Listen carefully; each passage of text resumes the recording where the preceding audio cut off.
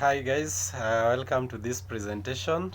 So to speak, I just want to take you through the state. So a state, guys, by definition is a kind of characterized by four basic elements. We say that a state is characterized by population of people, the territory, sovereignty, and government. So a state must have those four basic elements. Guys, we want to talk about Aristotelian state. What is the state according to Aristotle? By virtue of definition, we find that Aristotle was born in Greek. He was a Greek scholar, born in a place called Stagira. He was a teacher to the Alexander the Great, and he also learned at Plato's academy. So by virtue of influence, it was influenced by so much by the works of Plato. If anything, he did improvise some of the works that were put in place by Plato when he was taking his studies at Plato's academy, then at Athens. So guys, Aristotle's view on the state, I will say that Aristotle is since regarded as the father of political science. He says that man is a social animal and is different from other animals because of he is civilized nature. So man is civilized, and that is the only part of which we find that is different from other animals. That is according to Aristotle. He said that human progress is impossible without interrelations. So man prefers to live with others to get various basic needs and cannot be achieved otherwise. For you to get to where you want, you must be able to work with others. That is according to this man Aristotle. So he says that man prefers to live with others to get various basic needs and cannot be achieved otherwise.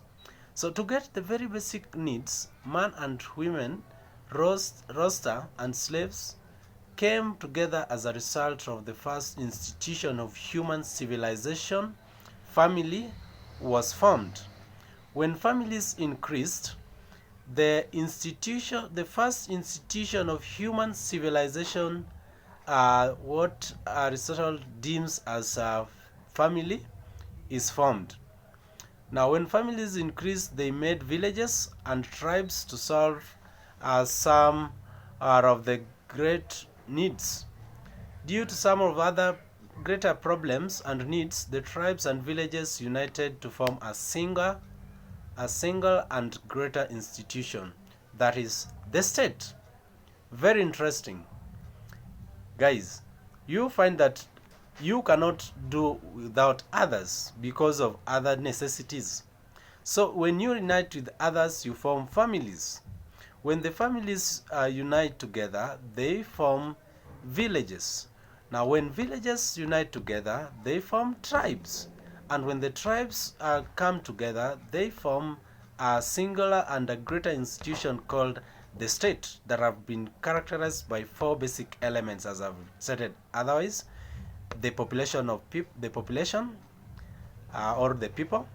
The second one being the territory. They must encompass territorial boundaries, and it must also encompass government and the sovereignty, that act of independence. So Aristotle seems to believe in the organic theory, that means state is like an individual, and individual has a body which is made up of several organs, or certain organs, like an individual will have the head, an individual will have the arms, an individual will have the legs and the face. So in the similar way, or in the same way, state is a body of individuals, like individuals are its organs. So then Aristotle does not like too much state interference in the affairs of the citizen, and he gives certain liberties and tense rights to individuals. So the civil life of individuals start from the family, reaches its top in the reform of a state. So the family is the lowest, while the state is the final or the highest level of association.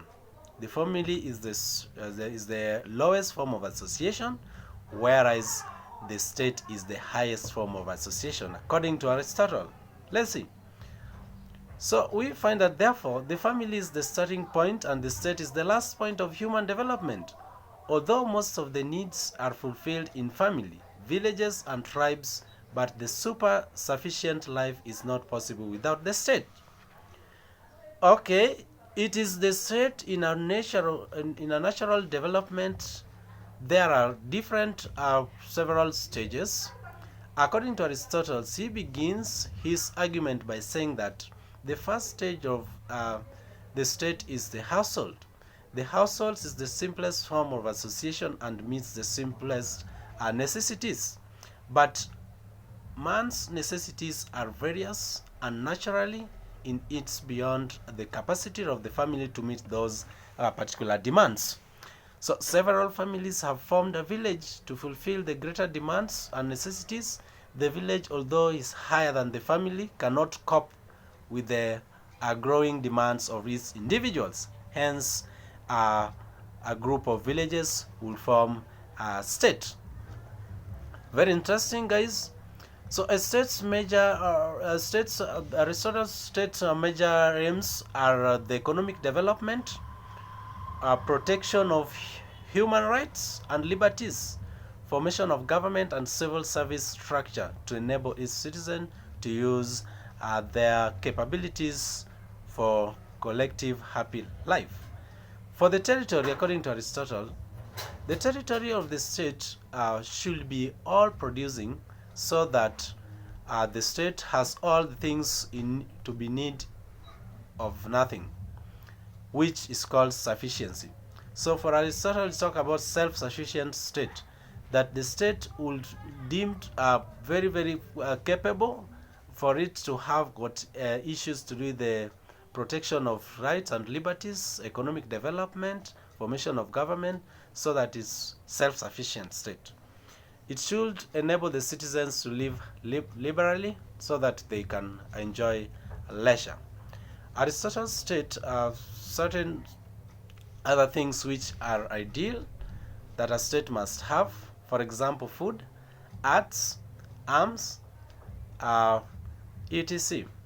It should have a good amount of revenue so that it can take care of its internal needs as well as protect itself from the external aggression, what's called independency or sovereignty.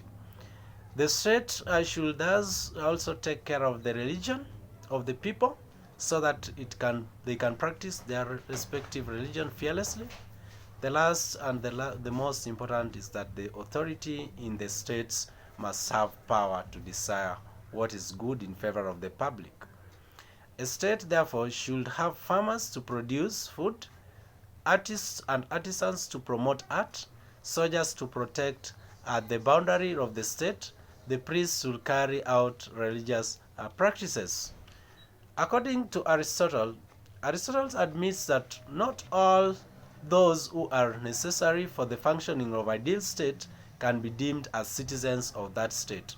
For example, children cannot be termed as citizens of the state, even though they are an integral part of state, as they do not participate in any political process.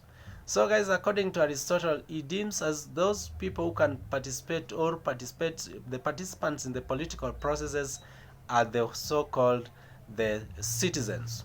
And therefore, by virtue of terminology of the citizens, will prescribe those individuals who take part in the political processes, such as the priests, such as people to do with the leadership domain. So a person who is exiled from the state will cease to be a citizen of that state. A person who has the authority to participate in judicial administration of the same of the state is termed as a citizen of that particular state. It should be able to take part in the process of administration and in the justice and legislation as a member of the deliberately assembly, which can enable him to be a citizen. Hence, it can be observed that all those people who are permitted to take part in the political processes of that state, for example, casting a vote or contesting elections, and all those who are eligible to be